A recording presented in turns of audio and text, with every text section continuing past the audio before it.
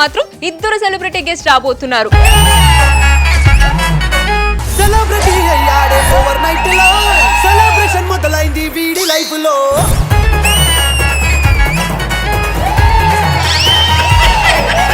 ఈ రోజు coffee with శోభ కాదు, కామెడీ విత్ శోభ అని చెప్పిన. తప్పు చెప్పారు. ఎందుకని? నేను చెయ్యం కదా. శోభా గారు, మిమ్మల్ని బిగ్ బాస్ లో చూసానండి. అందరూ అంటారు మీరు ఫైర్ బ్రాండ్ అని. సో అందరికి ఆ మాత్రం ఫైర్ కావాలి. చుక్కలు ఎన్ని ఉన్నా సరే చందమామ ఒకటే ఉంటది. ఆ చందమామ మీరే.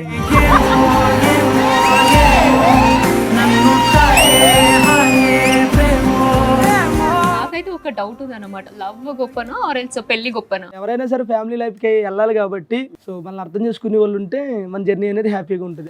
తమ్ముడికి ఎక్కువ మంది అర్థం చేసుకునే వాళ్ళు అదే ప్రాబ్లం. నేను సీరియస్ గా ఎమోషన్ గా చెప్తాను. ఎమోషన్ ఒకవేళ నువ్వేనా కామెడీ చేసుకుంటాను. నేను సీరియస్ గా చెప్తాను. అది కాదురా, కింద ఏదో కుట్టినట్టుంటే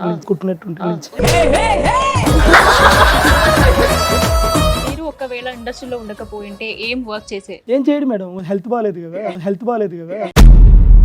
ఏమన్నారు నువ్వు? ఏంది నాకు జాతరత్నాలు గుర్తొస్తుంది. మన షో పేరేంటండి? కాఫీ విత్ శోభ. మరి కాఫీ ఏదండి? బాబు కాఫీ చెప్పి ఎంతసేపు అయింది? బాబుకు చెప్తే ఎలా తెస్తాడండి? పెద్దోళ్ళు చెప్పండి.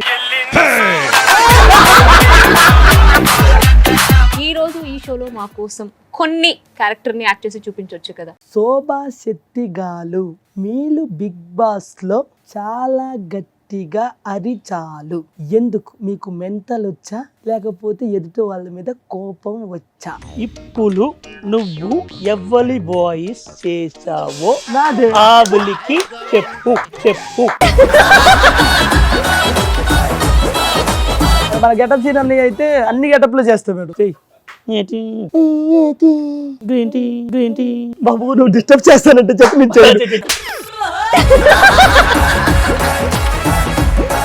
ఇద్దరి కోసం ఒక స్పెషల్ ఒక ఫన్ గేమ్ అయితే అరేంజ్ చేసాము. సో ప్రాపర్టీ అయితే వచ్చేసింది. ఎన్ని ఎకరాలండి?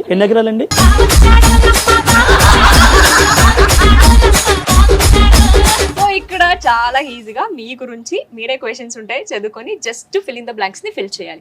ఫస్ట్ దాంట్లో ఏముందో చూడాలనుందా?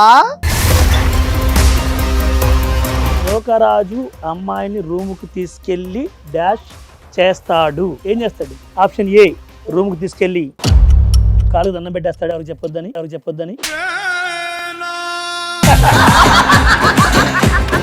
ఆప్షన్ బి, రూముకు తీసుకెళ్లి చెప్పు తన నిజ స్వరూపం నేను నువ్వు ఒకటని చెప్పేస్తాడు.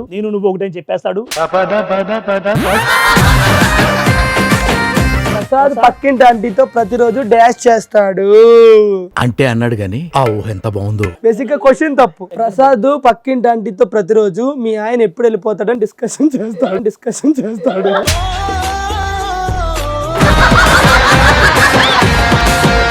శోభా గారికి నూకరాజు అండ్ ప్రసాద్ వీళ్ళిద్దరిలో ఎవరంటే పిచ్చి? ఎలా చెప్పాలి? ఇద్దరని చెప్పకండి, సమాజం యాక్సెప్ట్ చేయదు. మేము యాక్సెప్ట్ చేస్తాం కానీ సమాజం చేయదు. ఎత్తరాజు చూసావా? మనకి చిన్నపిల్లలకి ఉంటది కదా కోరికలు, చిన్న కోరికలు చెయ్యాలి. చాలా పిచ్చి అయిపోయి.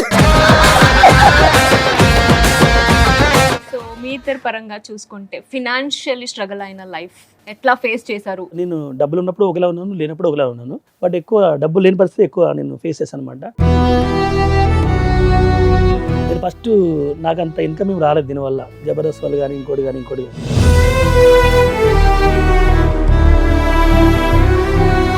100 రూపాయలు చూడాలి అని అంటే చాలా బాధ అనిపించేది. ఎన్నో చేస్తే తప్ప 100 రూపాయలు వచ్చేది. 100ని తెలియకుండా మేము 1 వీక్ 2 వీక్ సేవ్ చేసుకుని తిన్న రోజులు ఉన్నాయి.